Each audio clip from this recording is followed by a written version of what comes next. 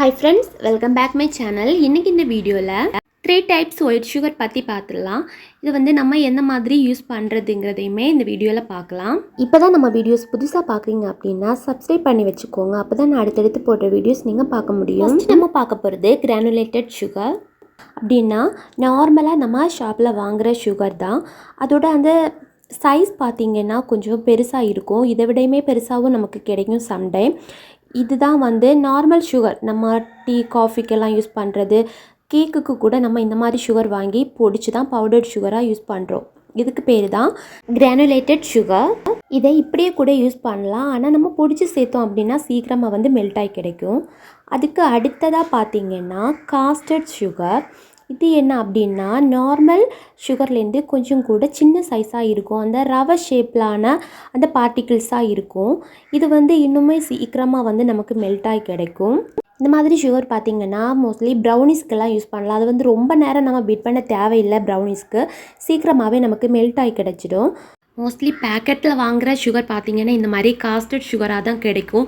நல்லா மாவு மாதிரியான டைப்பில் தான் இருக்கும். இது வந்து நம்ம நார்மல் கிரானுலேட்டட் சுகரை வந்து ஜஸ்ட்டு மிக்சியில் பொடிச்சு லைட்டாக பொடிச்சு எடுத்தோம் அப்படின்னா நமக்கு காஸ்டர்ட் சுகராகவும் கிடைக்கும். அந்த மாதிரி கூட நம்ம யூஸ் பண்ணிக்கலாம். அடுத்ததாக பார்க்க போகிறது பார்த்திங்கன்னா ஐசிங் சுகர்.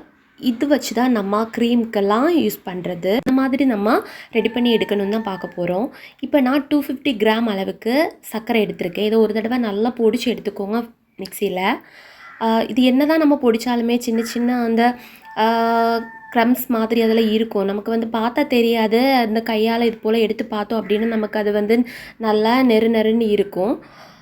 இப்போது இது கூட ஒரே ஒரு டேபிள் ஸ்பூன் அளவுக்கு கார்ன்ஃப்ளவர் சேர்க்கணும். சேர்த்துட்டு அதையுமே நல்லா பொடிச்சு எடுத்துக்கணும். ஒரு தடவை கிடையாது, ஒரு 3 to 5 டைம்ஸ் வரைக்கும் நம்ம மிக்ஸ் பண்ணி இதை நல்லா பொடிச்சு எடுக்கணும்.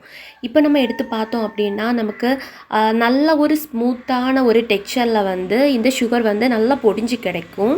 நம்ம கார்ன்ஃப்ளவர் சேர்க்காமல் பொடித்தோம் அப்படின்னா அது பவுடர் சுகர் தான். கார்ன்ஃப்ளவர் சேர்த்து பொடித்தாதான் அது ஐசிங் சுகராக வந்து நமக்கு சேஞ்ச் ஆகும். இப்போ இதை வந்து நல்லா ஜலிச்சு எடுத்துக்கணும். ஃபஸ்ட்டு நார்மலாக ஒரு ஜல்லடை வச்சு இது போல் ஜலிச்சு எடுத்துக்கலாம். அதில் ஜலிக்கிறப்போ ஃபைனலாக நமக்கு பேலன்ஸ்டாக வந்துச்சுன்னா அதை வந்து நல்லா கையால் ப்ரெஸ் பண்ணி எல்லாம் ஜலிச்சு எடுக்கக்கூடாது, அதை வெளியே போட்டுடணும். இப்போ வந்து இன்னும் கொஞ்சம் கூட சின்ன சின்ன ஹோல் இருக்கிற மாதிரியான, ஹோலே இல்லாத மாதிரியான ஒரு ஃபில்ட்ரு கூட நம்ம யூஸ் பண்ணி ஜலிச்சு எடுக்கிறது தான் பெட்டர். அப்படியே நான் வந்து நல்லா ஜலிச்சு எடுத்துக்கணும். அதுலேயுமே பாருங்கள் ஃபைனலாக கொஞ்சமாக அந்த சின்ன சின்ன குட்டி குட்டியாக ரவை மாதிரியாக இதுலேயுமே வந்து கொஞ்சம் வந்து கிடைக்கும் பாருங்கள். ரவையை விட சின்னதாக தான் இருக்கும். இதையுமே நம்ம எடுக்கக்கூடாது, வெளியே தான் போட்டுடணும். இந்த அளவுக்கு நல்லா பெர்ஃபெக்டாக வந்து ஷாப்பில் வாங்கினீங்கன்னா தெரியும் அது எந்த அளவுக்கு ஸ்மூத்தாக இருக்குது அப்படின்னு. அந்த மாதிரி எந்த அளவுக்கு நம்மளால் ஜலிக்க முடியுமோ அவ்வளோக்கு சின்ன ஜல்லடை யூஸ் பண்ணி ஜலிச்சு எடுத்துக்கணும்.